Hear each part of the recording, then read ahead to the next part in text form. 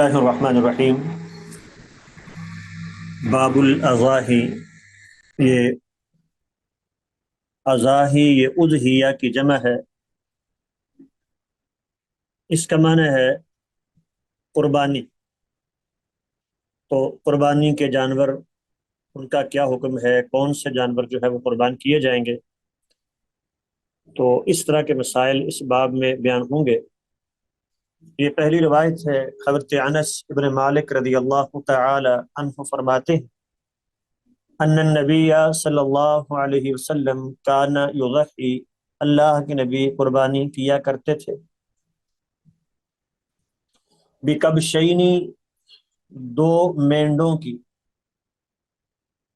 املحینی، چتکبرے، اقرنینی، سینگوں والے، ویسمی، آپ اللہ کا نام لیتے، ویکبرو، اور اللہ اکبر کہتے، بسم اللہ واللہ اکبر، ویضع رجلہ علی صفاحہما، اور ان کے پہلو پہ اپنا پاؤں رکھتے۔ اور ایک حدیث کے لفظ ہیں ذبحہما بیدہ، آپ نے انہیں اپنے ہاتھوں سے ذبح کیا۔ اور ایک حدیث کے لفظ ہیں سمینین، سین کے ساتھ ہے، موٹے تازے۔ اور ابو وانا نے اپنی صحیح میں سمینینی، سا کے ساتھ بیان کیا ہے، جس کا معنی ہے قیمتی۔ تو آگے لکھا ہے بالمثلثہ بدل السین، یعنی سا، تین نقطوں والی سا کے ساتھ سین کی جگہ پہ۔ اور مسلم میں ہے یقول بسم اللہ واللہ اکبر، آپ یہ تکبیر ان کلمات کے ساتھ، ان الفاظ کے ساتھ پڑھتے۔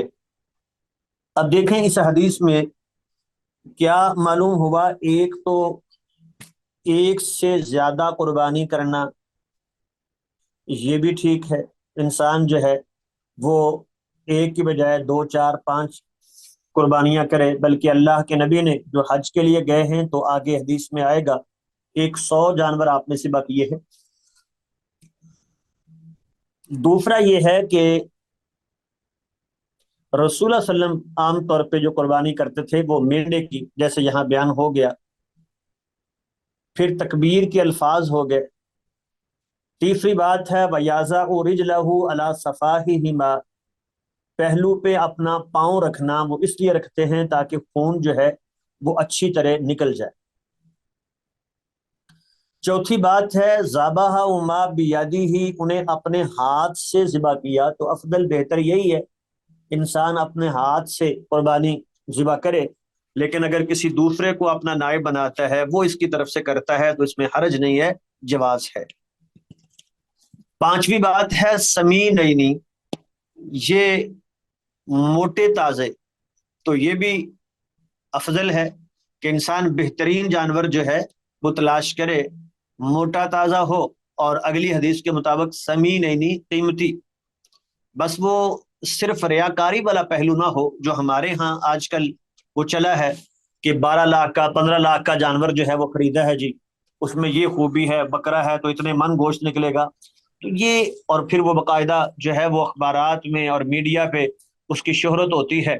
تو یہ مقصد ہوتا ہے کہ لوگ دور دور سے دیکھنے کے لیے آئیں کہ فلاں نے قربانی کا جانور خریدا ہے، تو یہ پہلو نہ ہو۔ باقی اللہ نے جتنی وسعت دی ہے، جتنی توفیق دی ہے، اس کے مطابق جو ہے بہترین جانور، قیمتی جانور جو ہے وہ اللہ کی راہ میں قربان کرنا۔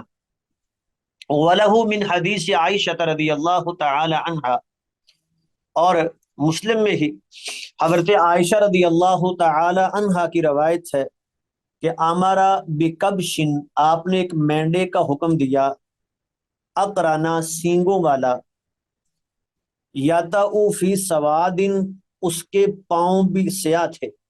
لفظی ترجمہ ہے رونتا تھا سیاہی میں، یعنی وہ نیچے زمین پہ چلتا تو سیاہی، پاؤں سیاہ تھے، ٹانگیں۔ تو وَيَبْرُقُ فِي سَوَادٍ، اور بیٹھتا تھا سیاہی میں، اس کا مطلب یہ ہے کہ پیٹ بھی جو ہے، پیٹ والا حصہ نیچے والا وہ بھی سیاہ تھا۔ وَيَنْظُرُ فِي سَوَادٍ، اور سیاہی میں دیکھتا تھا، یعنی آنکھیں بھی سیاہ تھی۔ تو آپ نے حکم دیا لِيُضَحَّى بِهِ، کہ اس کو قربان کیا جائے۔ فَقَالَ، تو آپ نے سیدہ عائشہ رضی اللہ تعالی عنہ سے کہا اشہدی المدیہ، چھری تیز کرو. ثم اخذها، پھر آپ نے وہ جانور پکڑا.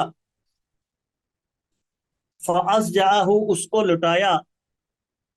ثم ذبحه، پھر اس کو ذبح کیا.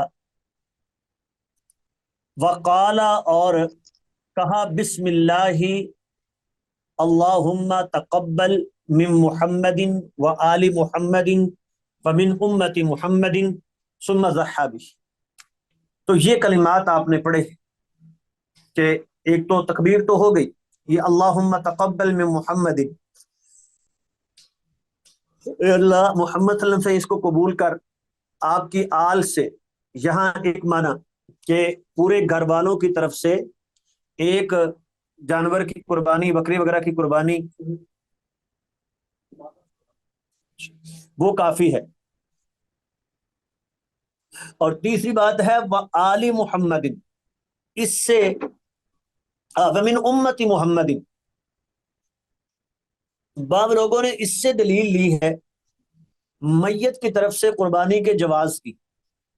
وہ کہتے ہیں کہ دیکھیں امت محمدیہ میں وہ لوگ بھی شامل ہیں جو فوت ہو گئے تھے، تو اس سے معلوم ہوا کہ میت کی طرف سے قربانی ہو سکتی ہے.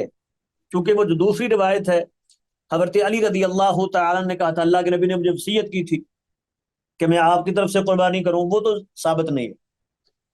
تو یہ جو ہے نا من امتی محمد، ان الفاظ سے بعض لوگوں نے یہ دلیل لی ہے، لیکن یہ واضح دلیل نہیں. اس لیے کہ ومن امت محمد، اگر اس کو عموم پر مانا جائے کہ امت محمدیہ کی طرف سے آپ نے قربانی کی تھی، تو کیا پھر ایک قربانی ساری امت کی طرف سے کافی ہے؟ کیا اس کا کوئی قائل ہے؟ تو اس لیے یہ واضح دلیل نہیں ہے. مسئلہ یہ اختلافی ہے کہ میت کی طرف سے قربانی ہو جاتی ہے یا نہیں. اور اس بارے میں جو احوط قول ہے احتیاط والا، وہ یہ ہے کہ بطور صدقہ تو ٹھیک ہے، وہ تو میت کی طرف سے صدقہ ہو جاتا ہے، لیکن خاص جو ہے وہ قربانی، اس کی دلیل نہیں ہے. ثم ضحى به، تو پھر آپ نے یہ کلمات، یہ دعا مانگنے کے بعد جو ہے وہ قربانی کی. ہاں جی، اگلی روایت ہے حضرت ابو ہریرہ رضی اللہ تعالی عنہ فرماتے ہیں کہ اللہ کے نبی نے فرمایا من کان لہ ساعۃ، جس کے پاس وسعت ہو، ولم یضحی، وہ پھر بھی قربانی نہ کرے، وسعت ہونے کے باوجود اس کے پاس مالی استطاعت ہے، طاقت ہے، وہ پھر قربانی نہیں کرتا، فلا یقربن مصلانا، تو وہ ہمارے مصلی کے عیدگاہ میں وہ نہ آئے، وہ قریب بھی نہ آئے ہمارے عیدگاہ کے. اب روایت یہ ویسے موقوف ہے، آگے لکھا ہوا ہے کہ وصححہ الحاکم، امام حاکم نے اس کو صحیح کہا ہے، لیکن رجح الائمۃ، کہ دیگر آئمہ نے اس حدیث کے موقوف ہونے کو صحیح قرار دیا ہے کہ موقوف ہے، صحابی کی بات ہے، حدیث مرفوع نہیں ہے. تو اب بعض لوگوں نے اس سے یہ دلیل لی ہے کہ قربانی کرنا واجب ہے، چونکہ یہ جو اسلوب ہے نا کہ فلا یقربن مصلانا، وہ قریب نہ آئے، لیکن اکثر علماء یہ کہتے ہیں کہ واجب نہیں ہے قربانی، سنت موقدہ ہے. ٹھیک ہے، تاکیدی سنت ہے. اس کی دلیل یہ پیش کرتے ہیں کہ ایک تو وہ حضرت ابوبکر صدیق رضی اللہ تعالی عنہ، انہوں نے آمدن قربانی نہیں کی تھی، وسعت تھی وہ اسی لیے.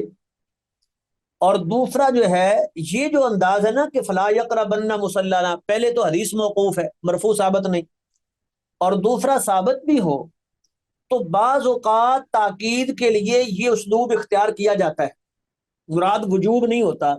جیسے وہ من اکلا ثومن او باسلا، جو بندہ وہ لہسن پیاز کھا لے کچا، وہاں بھی کہا کہ وہ ہماری مسجد میں قریب بھی نہ آئے. تو یہی الفاظ ہیں. حالانکہ آنا کوئی حرام نہیں ہے اس کے لیے، لیکن کراہت تھی، تو اس کی شدت کو بیان کرنے کے لیے انداز یہ اختیار کیا ہے. تو ایسے ہی یہاں بھی اس کی جو ہے وہ تاکید کرنے کے لیے یہ انداز اختیار کیا ہے، ورنہ واجب نہیں ہے قربانی کرنا.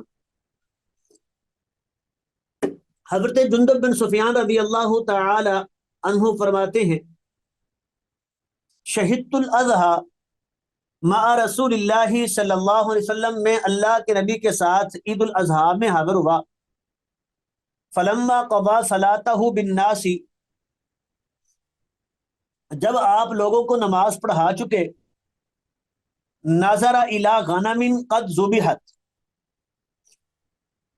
آپ نے ایک بکری دیکھی جو ذبح کر دی گئی تھی. تو آپ نے فرمایا من ذبح قبل الصلاۃ، جس نے نماز سے پہلے ذبح کر لیا جانور، فلیذبح شاۃ مکانہا، وہ اس کی جگہ پہ دوسری بکری ذبح کرے. جس نے یہ کی ہے تو دوسری کرے. ومن لم یکن ذبح، اور جس نے ابھی تک نہیں کی، فلیذبح علی اسم اللہ، وہ اللہ کا نام لے کے ذبح کرے. تو اس سے کیا معلوم ہوا کہ قربانی کی نماز کی ادائیگی کے بعد جو ہے وہ قربانی کرنی ہے. اگر اس سے پہلے کوئی شخص کرتا ہے تو اس کی قربانی نہیں ہوگی.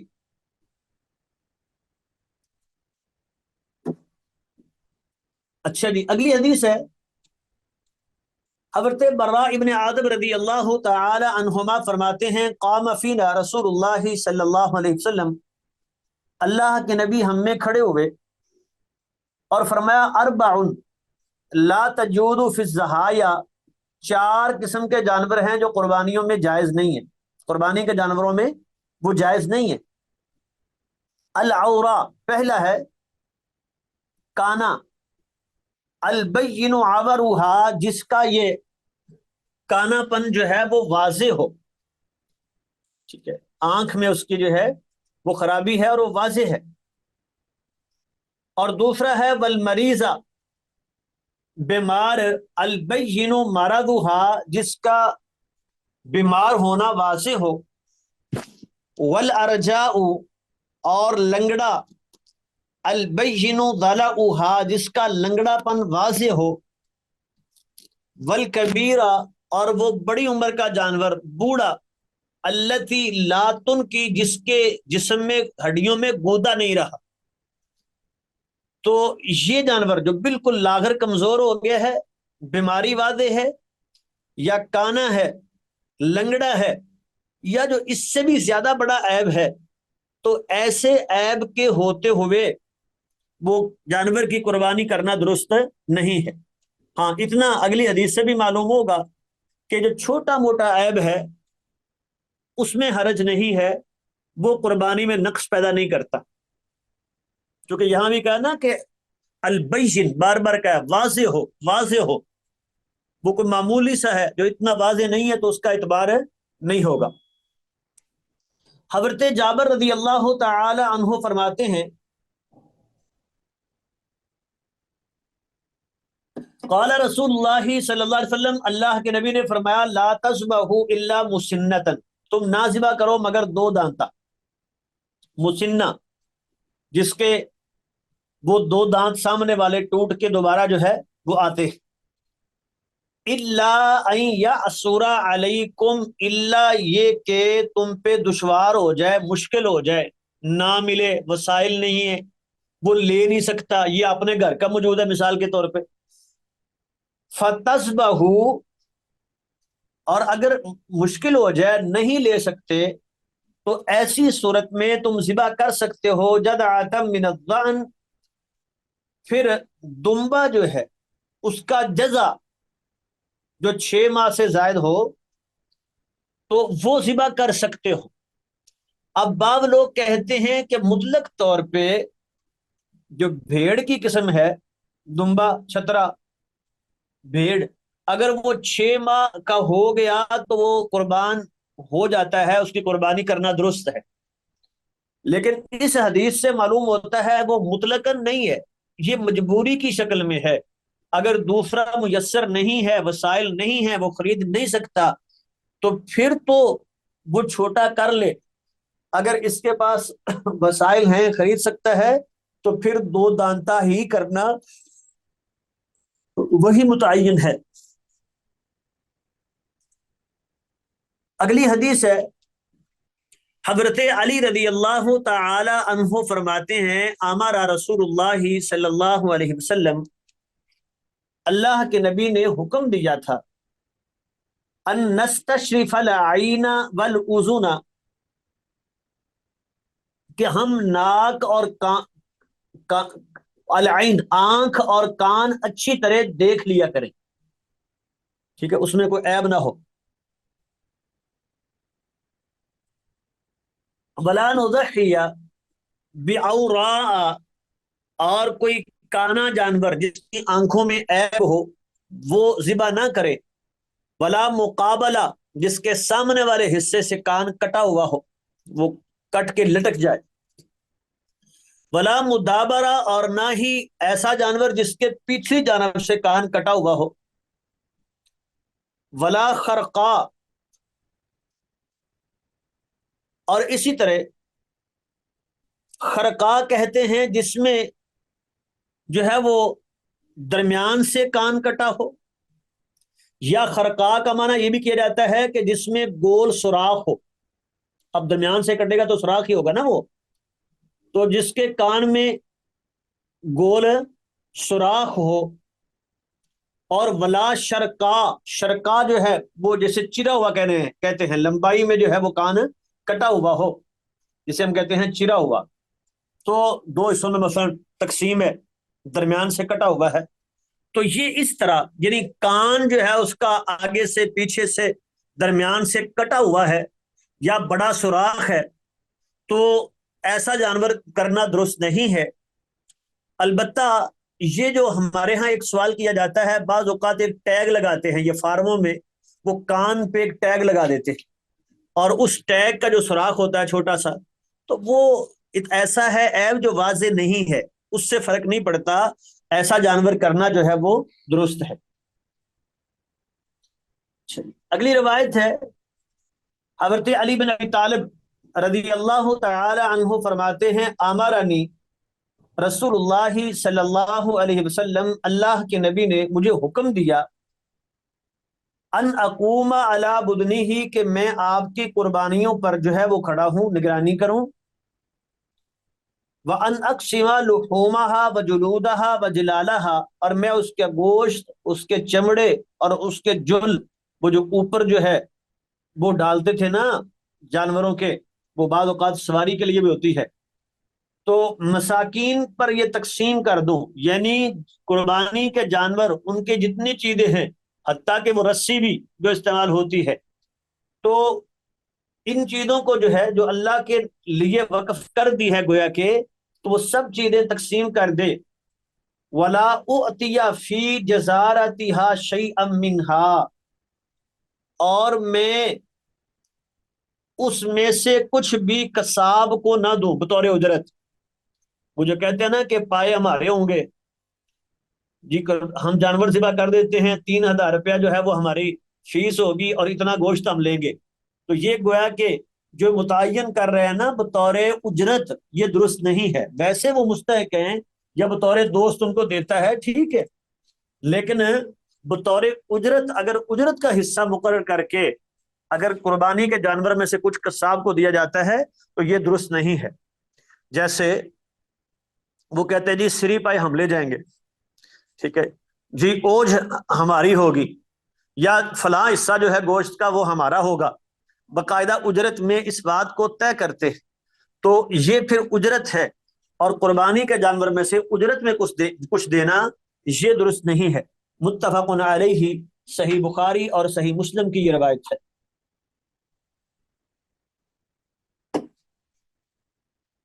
اگلی روایت ہے، حضرت جابر رضی اللہ تعالی عنہ، جابر بن عبداللہ فرماتے ہیں، نحرنا مع رسول اللہ صلی اللہ علیہ وسلم عام الحدیبیہ، اللہ کے نبی کے ساتھ ہم نے نہر کی، ذبح کی، حدیبیہ کے سال، وہ جب صلح حدیبیہ ہوئی ہے تو جانور جو لے کے آئے تھے مسلمان، چونکہ مکہ تو جا نہیں سکے، تو وہاں ہی پھر ذبح کر دیے۔ تو البدنۃ عن سبعۃ، اونٹ جو ہے وہ 7 لوگوں کی طرف سے کیا، والبقرۃ عن سبعۃ، اور گائے بھی 7 لوگوں کی طرف سے۔ تو اس سے معلوم ہوا کہ گائے میں تو 7 حصے ہو سکتے۔ اونٹ کے حوالے سے اختلاف ہے کہ اونٹ میں 10 حصے ہو سکتے ہیں یا 7 ہی ہیں۔ 7 تو متعین ہے نا، اس میں تو اختلاف نہیں ہے، اختلاف 10 میں ہے گویا کہ۔ اگلی حدیث آ رہی ہے کہ اللہ کے نبی سفر میں تھے تو قربانی کا ایام آئے تو وہاں اونٹ 10 لوگوں کی طرف سے کیا گیا ہے۔ اسی لیے جو لوگ اس بات کے قائل ہیں کہ اونٹ میں 10 حصے ہو سکتے ہیں، وہ دلیل پیش کرتے ہیں وہ روایت۔ دوسرے لوگ جو قائل نہیں ہیں وہ کہتے ہیں کہ نہیں، وہ سفر کی بات تھی، خاص حالات تھے، تو عام حالات میں جو ہے وہ 7 ہی ہے حصے، وہ اونٹ ہو یا وہ گائے ہو۔ لیکن وہ سفر میں آپ نے ایسا کیا ہے تو کیا سفر میں قربانی کے احکام اور ہو جاتے ہیں؟ اس کا کوئی فرق نہیں ہے۔ اس لیے اس حدیث کو دلیل بناتے ہوئے یہ کہنا کہ اونٹ میں 10 حصے ہو سکتے ہیں، یہی بات صحیح نظر آتی ہے۔ جی، تو اگلی روایت ہے عقیقہ سے متعلق۔ یہ بچے کی پیدائش پر جو ہے وہ 7ویں دن جو جانور ذبح کیا جاتا ہے اور اس کے بال اتارے جاتے ہیں، تو یہ عقیقے کا بیان۔ ویسے کہتے ہیں عقیقہ جو ہے لفظ ہے نا، اس کا معنی ہوتا ہے موننا، تو وہ جو بال بچے کے مونڈے جاتے ہیں نا، کاٹے جاتے ہیں، اسی مناسبت سے اس کو عقیقہ کہا گیا ہے۔ ابن عباس رضی اللہ تعالی عنہما فرماتے ہیں ان النبی صلی اللہ علیہ وسلم عقا عن الحسن والحسین کبشن کبشن، اللہ کے نبی نے حضرت حسن و حسین کی طرف سے ایک ایک مینڈا کیا ہے، ایک ایک مینڈا۔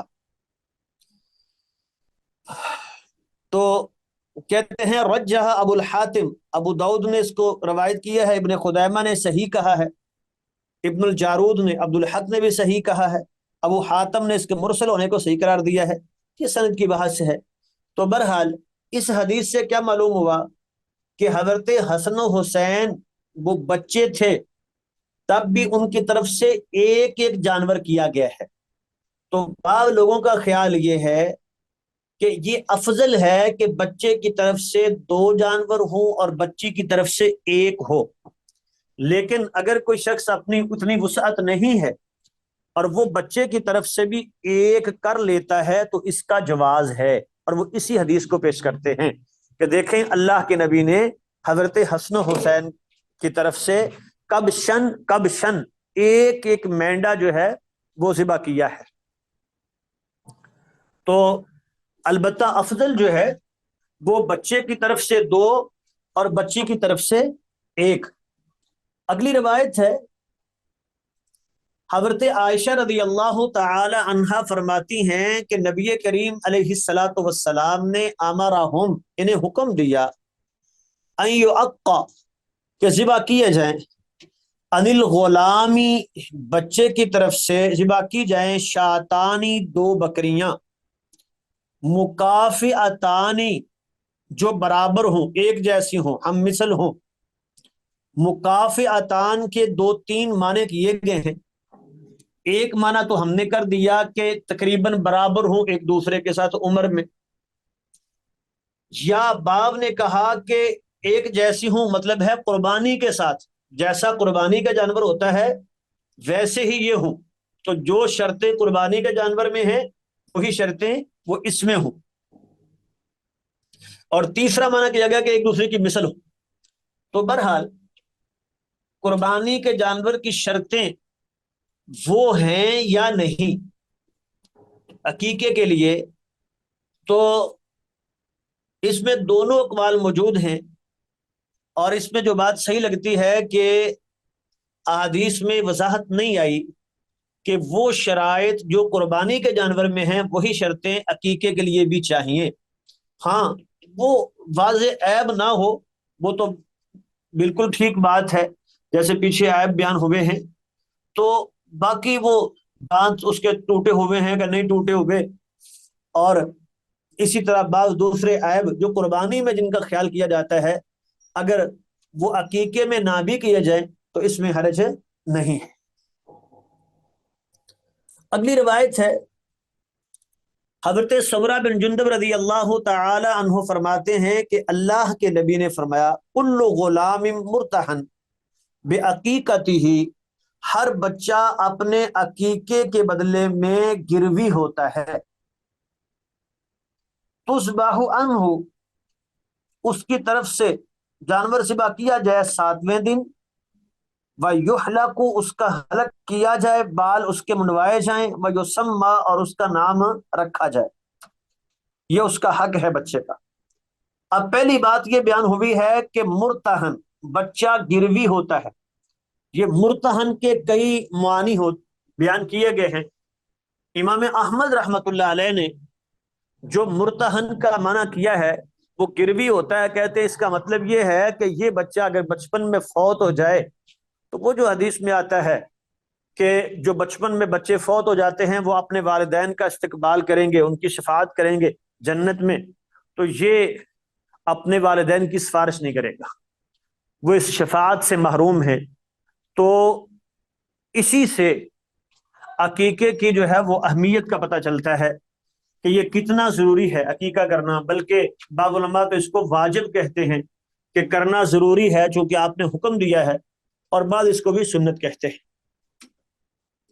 دوسرا مسئلہ ہے کہ یوم سابعہ 7ویں دن کیا جائے، اصل یہ ہے، باقی اگر 7ویں دن نہیں کر سکا تو بعض روایتوں میں ہے کہ 14 دن بعد یا 21 دن بعد کر لیں، لیکن وہ روایتیں ضعیف ہیں، تو اسی لیے علماء کا موقف پھر یہ ہے کہ اس کے بعد جب ممکن ہو، اگر نہیں کر سکا تو یہ ختم نہیں ہوا، جب اللہ توفیق دے دے وہ عقیقہ اس کو کرنا چاہیے۔ تو تیسری بات یہ ہے کہ 7ویں دن ہی وہ حلق بھی کروائے گا، ویسمّا، اور بچے کا نام بھی رکھا جائے گا۔ تو کیا بچے کا نام رکھنا 7ویں دن ضروری ہے، اس سے پہلے نہیں رکھا جا سکتا؟ تو جواب ہے کہ نہیں، اس سے پہلے بھی نام رکھا جا سکتا ہے، بلکہ پیدائش سے بھی پہلے رکھا جا سکتا ہے، جیسے خود قرآن مجید میں حضرت یحییٰ علیہ السلام کی جو بشارت ملی ہے تو اس میں نام بھی رکھ دیا ہے اللہ نے۔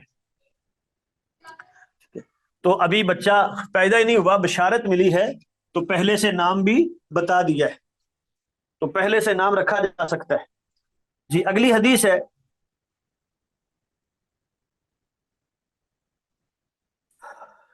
کتاب الایمان والنذور، ایمان یمین کی جمع قسم، قسموں کا بیان ہے، اور نظر کے مسائل ہیں، قسم اور نظر۔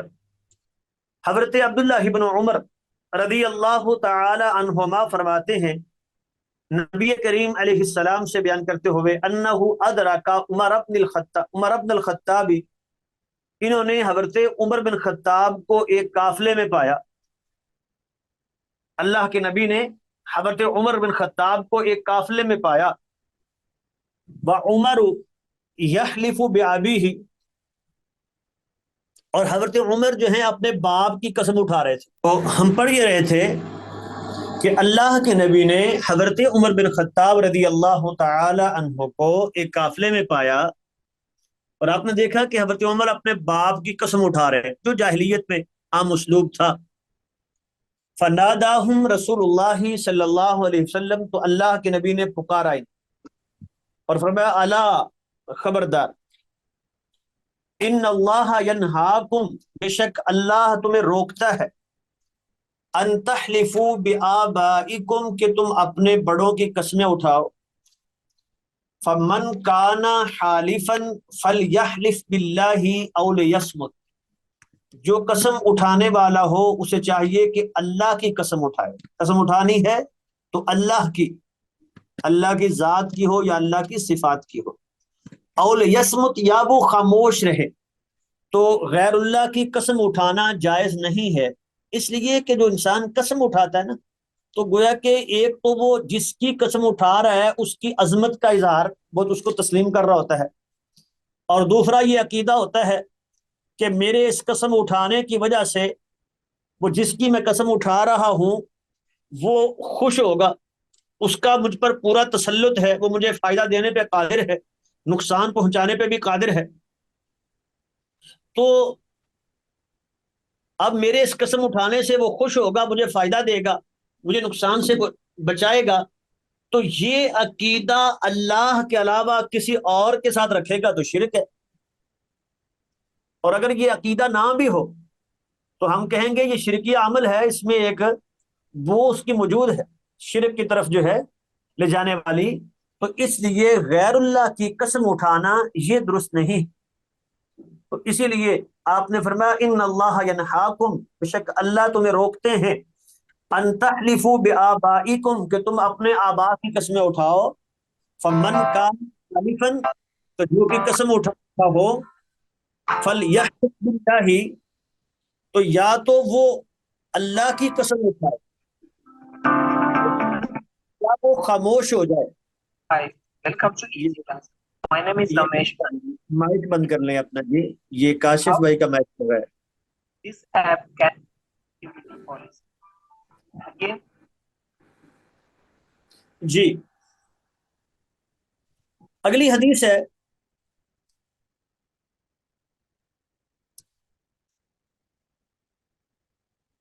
وفي رواية لأبي داود والنسائي عن أبي هريرة رضي الله تعالى عنه مرفوعا، ابو داود میں، نسائی میں حضرت ابو ہریرہ رضی اللہ تعالی عنہ سے مرفوع روایت ہے۔ اس میں ہے کہ آپ نے فرمایا لا تحلفوا بآبائکم، اپنے آبا کی قسم نہ اٹھاؤ، ولا بأمہاتکم، اپنے ماؤں کی قسم نہ اٹھاؤ، ولا بالاندادی، اور اللہ کے ساتھ جو شریک بنائے جاتے ہیں ان شریکوں کی قسم نہ اٹھاؤ، ولا تحلفوا باللہ الا وانتم صادقون، اور اللہ کی قسم بھی تب اٹھاؤ جب تم سچے ہو، جھوٹی قسم نہ اٹھاؤ۔ تو ولا تحلفوا باللہ، نہ تم قسم اٹھاؤ اللہ کی مگر اسی وقت جب تم سچے ہو، کیونکہ جب انسان جھوٹی قسم اٹھاتا ہے تو یہ بہت بڑا گناہ ہے۔ تو جیسے ایک حدیث میں ہے وہ 3 بندے اللہ جن کی طرف دیکھے گا بھی نہیں قیامت کے دن نظر رحمت سے، اور ان سے بات نہیں کرے گا، ان کو پاک نہیں کرے گا، ان کے لیے دردناک عذاب ہے۔ ان میں سے ایک یہ ہے کہ جو جھوٹی قسم اٹھا کے اپنا سامان بیچتا ہے، لوگوں کو دھوکہ دیتا ہے۔ تو اصل میں جو انسان قسم اٹھاتا ہے اللہ کی تو اگلا سمجھتا ہے کہ یہ اللہ کا نام لے رہا ہے، سچ ہی بول رہا ہوگا، اور یہ اس میں جھوٹ بول رہا تو گویا کہ اس نے دھوکے کے لیے اللہ کے نام کو استعمال کیا۔ اس لیے تو نہ تم قسم اٹھاؤ اللہ کی بھی مگر تبھی جب تم سچے ہو۔ اگلی حدیث ہے حضرت ابو ہریرہ رضی اللہ تعالی عنہ فرماتے ہیں کہ رسول اللہ صلی اللہ علیہ وسلم نے فرمایا یمینوں کا علامہ یصدقو کا بھی صاحبک، تیری قسم وہ ہے جس کی تصدیق تیرا ساتھی کرے۔ مطلب کیا ہے کہ بات جب انسان کرتا ہے، عام اصول کیا ہوتا ہے، ضابطہ کیا ہوتا ہے کہ اس کی نیت کا اعتبار کیا جاتا ہے، اس نے کس معنی میں جو ہے وہ لفظ بولے ہیں۔ لیکن قسم میں یہ اصول نہیں ہے، قسم میں ہے کہ قسم لینے والے نے کس معنی میں قسم لی ہے۔ اب یہ اگر توریہ کرے، یہ کوئی دل میں کوئی اور بات سوچ لے کہ میں نے اپنے آپ کو مطمئن کر لے میں نے تو قسم ٹھیک اٹھائی ہے۔ جیسے ایک مشہور قصہ بیان کیا جاتا ہے کہ ایک یہودی عالم تھا جس نے وہ اپنی کتاب گھڑی، اس میں تحریف کی، تو جو اصل کتاب کا ایک پیج تھا نا وہ اس نے تعویذ بنایا اور اپنے گلے میں جو ہے وہ ڈال کے آ گیا۔ لوگوں کے سامنے اس نے وہ کتاب پیش کی تو لوگ جو ہیں وہ اس پہ اعتماد نہیں کر رہے تھے، یہ کیا اس میں باتیں ہم نے سنی نہیں ہیں۔ تو اور وہ ان کا معروف عالم بھی تھا، تو کہنے لگے کیا تم اس پہ قسم اٹھاتے ہو کہ یہی اصل کتاب ہے؟ تو وہ اپنے سینے پہ ہاتھ رکھ کے کہتا ہاں میں قسم اٹھاتا ہوں یہی اصل کتاب ہے۔ اور مراد کیا لے رہا ہے؟ وہ جو تعویذ ہے اس میں جو ورق ہے یہ اصل کتاب کا وہ ورق ہے، یہ اصل کتاب ہے۔ تو لوگوں کو وہ پیش کر رہا ہے۔ تو اس طرح اگر انسان کوئی توریہ کر کے اس طرح کوئی مراد بدل کے قسم اٹھا لیتا ہے اور اپنے آپ کو مطمئن کر لے میں نے تو جھوٹ نہیں بولا، میں نے تو جھوٹی قسم نہیں اٹھائی، میں نے تو صحیح بات کی ہے، تو کیا یہ اس کا اس انداز سے جو ہے وہ توریہ کرنا درست ہوگا؟ تو نہیں. یمینوں کا علامہ یصدقو کا بھی صاحب، قسم تیری وہ ہوگی جس پہ تیرا ساتھی تصدیق کرے. قسم لینے والا علی نیت المستحلف، جو مستحلف ہے قسم طلب کرنے والا ہے، جس معنی میں وہ قسم لے رہا ہے اسی معنی کا اعتبار ہوگا. تو الا یہ کہ یہ مظلوم ہو، ٹھیک ہے، قسم اٹھانے والا مظلوم ہو، دوسرا ظالم ہو، اس وقت جو ہے یہ ظلم سے بچنے کے لیے یا اپنا حق لینے کے لیے یہ غلط قسم اٹھا لیتا ہے. اس کی مثال جو ہے وہ یہ پیش کی جاتی ہے، مثال کے طور پہ ایک شخص نے وہ کسی کو پیسے دیے اور وہ اس کے پیسے انکار کر گیا، واپس نہیں کر رہا، اس کے پاس گواہ کوئی نہیں، ٹھیک ہے. تو اب دوبارہ جو ہے وہ پیسے اس نے لیے اور وہ معاملہ دوبارہ والا اس نے وہ واپس کر دیے، اور اس نے دیتے وقت گواہ کوئی نہیں بنایا، اس نے جا کے عدالت میں دعویٰ دائر کر دیا اور عدالت میں قسم بھی اٹھا دیتا ہے کہ میں نے اس سے پیسے لینے ہیں، حالانکہ لینے پہلے والے ہیں، یہ بعد والے تو وہ ادائیگی ہو چکی ہے، لیکن چونکہ وہ مظلوم ہے تو یہاں وہ توریہ کرتا ہے اپنا حق لینے کے لیے. تو اس صورت میں فقہا کہتے ہیں کہ جواز ہے. اس کی اور کوئی کئی شکلیں اس کی بن سکتی ہیں. تو بہرحال یہ ہے کہ عام اصول ضابطہ یہی ہے، الا یہ کہ وہ قسم اٹھانے والا مظلوم ہو تو پھر اس صورت میں اپنا حق لینے کے لیے اگر یہ کوئی اس طرح کا معنی مراد لیتا ہے تو پھر درست ہے. اگلی روایت ہے، عبد الرحمن ابن سمرہ رضی اللہ تعالی عنہ فرماتے ہیں کہ قال رسول اللہ صلی اللہ علیہ وسلم، اللہ کے نبی نے فرمایا، اذا حلفت علی یمین، جب تو کوئی قسم اٹھا لے کسی بات پہ، فرعیت غیرہا خیرا منہا، اور دیکھے کہ دوسرا پہلو اس سے زیادہ بہتر ہے. اس نے قسم اٹھائی کہ میں فلاں جگہ پہ نہیں جاؤں گا، لیکن بعد میں غور کیا، بات سمجھ آئی، غصہ ختم ہوا کہ یار وہاں جانا تو فائدہ مند تھا، فلاں فائدہ مجھے حاصل ہو رہا ہے، اب نہ جانے سے وہ حاصل نہیں ہوگا، تو فکفر عن یمینک، اپنی قسم کا کفارہ دے دو، وَأْتِ الَّذِي هُوَ خَيْرٌ، اور کرو وہ جو بہتر ہے. یعنی قسم کو جو ہے وہ انسان وہ ڈھال نہ بنائے گناہ کے لیے. بعض اوقات جھگڑا ہو گیا، لڑائی ہوگی نا، تو کہتے ہیں جی میں نے قسم اٹھا لی ہے، میں نے ساری زندگی اس کو بلانا نہیں ہے. اب جب جو آتا ہے صلح کر لو بھائی، تو نہ کرو، غلط ہے، گناہ ہے، بھائی میں کیا کروں، میں مجبور ہوں، میں نے تو قسم اٹھائی ہوگی ہے. نہیں، تو یہاں قسم کو جو ہے وہ ڈھال کے طور پہ پیش نہ کرے، بلکہ اس قسم کا کفارہ دے اور وہ کرے جو بہتر ہے. وہ مشہور قصہ ہے نا، حضرت ابوبکر صدیق رضی اللہ تعالی عنہ، جب انہوں نے قسم اٹھا لی تھی کہ وہ مصطح ابن اساسہ کو کچھ نہیں دوں گا، تو اللہ نے جب قرآن نازل کیا ولا یأتل الفضل منکم، تو اپنی قسم کا کفارہ دیا اور حضرت مصطح کو وہی کچھ دینا شروع کر دیا جو پہلے دیتے تھے. تو اس لیے قسم کی بنا پر جو ہے انسان وہ کوئی عمل اچھا کر رہا ہے تو اس کو نہ چھوڑے، بلکہ اس قسم کا کفارہ دے دے. وفی روایت لابی داؤد، ابو داؤد کی روایت کے الفاظ یہ ہیں، فکفر عن یمینک، تو اپنی قسم کا کفارہ دے، ثم ات الذی هو خیر، پھر وہ کرو جو بہتر ہے. یعنی اس قسم کا وہاں توڑنا بہتر ہے، قسم کو توڑ کے کفارہ دے دو.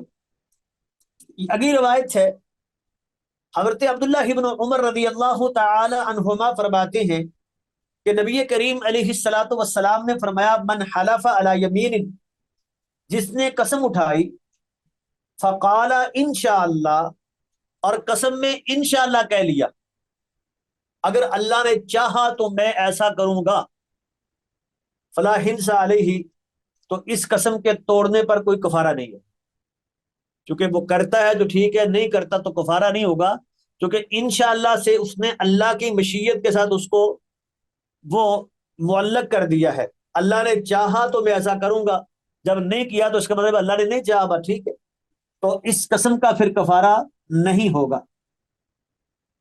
اگلی روایت ہے کہ اللہ کے نبی کی قسم کے الفاظ یہ ہوتے تھے عام طور پہ، لا، جب کسی بات کی نفی کرتے نا، پچھلی بات کی، کوئی بات کر رہا ہے ایسے کہتے نہیں، ایسے نہیں ہے، وَمُقَلِّبَ الْقُلُوبِ، اور دلوں کو پھیرنے والے کی قسم۔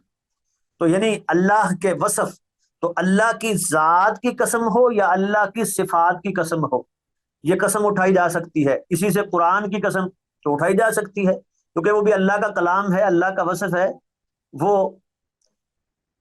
غیر اللہ میں نہیں آئے گا۔ تو لا و مقلب القلوب، ان الفاظ کے ساتھ اللہ کے نبی عام طور پہ قسم اٹھاتے تھے۔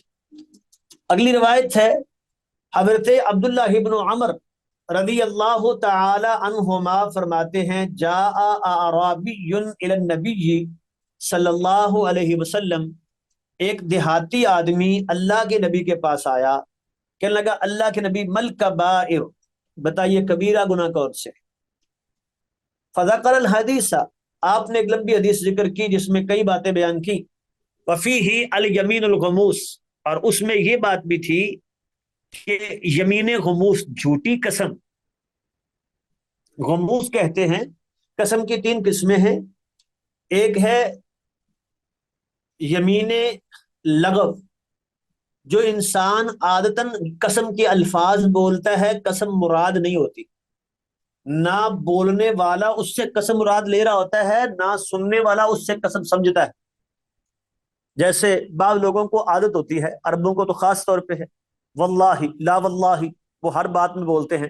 ہمارے ہاں بھی بعض لوگوں کو ہر بات میں قسمیں قسمیں قسمیں بولتے رہتے ہیں، تو سننے والا بھی اس سے قسم نہیں سمجھ رہا ہوتا، وہ سمجھتا ہے کہ یہ عادتاً بول رہا ہے، یہ ہے، اس کو کہتے ہیں یمین لغو، اچھی عادت نہیں ہے، لیکن اس پر کوئی گناہ یا کفارہ نہیں ہے۔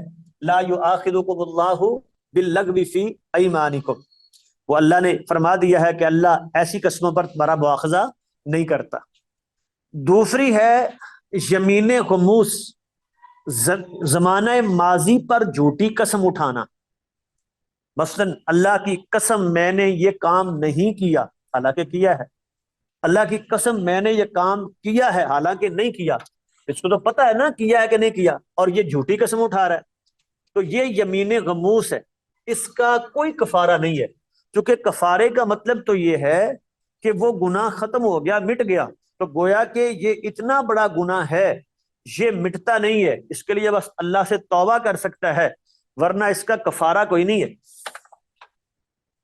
اور تیسری قسم ہے جس کو یمین منعقدہ کہتے ہیں، انسان آئندہ کے لیے قسم اٹھاتا ہے کہ میں یہ کام کروں گا، نہیں کروں گا، کوئی اس طرح کی آئندہ پر قسم اٹھاتا ہے، تو اب اگر یہ ہے وہ قسم جس کا کفارہ ہے، اگر اس قسم کو توڑتا ہے تو کفارہ دے گا، اور کفارہ کیا ہے؟ فکفارتہ اطعام 10 مساکین، قسم کا کفارہ کیا ہے؟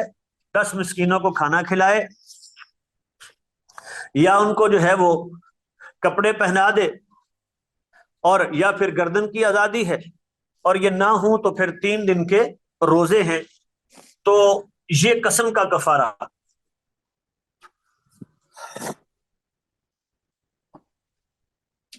تو وہ یمین منعقدہ پر ہوتا ہے، تو یہاں یمین غموس کی بات ہو رہی ہے، تو کہتے ہیں میں نے کہا وَمَلْ یمین الغموس، اللہ کے نبی یمین غموس کیا ہے؟ اور میں التی یقتطع بها مال امرئ مسلم، جس سے کسی مسلمان کا مال کاٹا جائے، حاصل کیا جائے، ہوا فیہا کاذب، اور اس میں وہ جھوٹ بول رہا ہو، اللہ کی قسم یہ مال تو میرا تھا، میں نے اس سے خرید لیا تھا، تو ہوگا نا مالی پر جھوٹی قسم، اور اس طرح مال لے جاتا ہے جھوٹی قسم اٹھا کے، حالانکہ جھوٹ بول رہا ہے، اس کو پتا ہے خود کو کہ میں جھوٹا ہوں، تو پھر اللہ کے نام یا اللہ کی شرم نہیں کر رہا، اللہ سے حیا اس کو نہیں آ رہی، اور اللہ کے نام کو دنیاوی جو ہے وہ عارضی فائدے کے لیے جو ہے استعمال کر رہا ہے، تو یہ بہت بڑا گنہگار ہے۔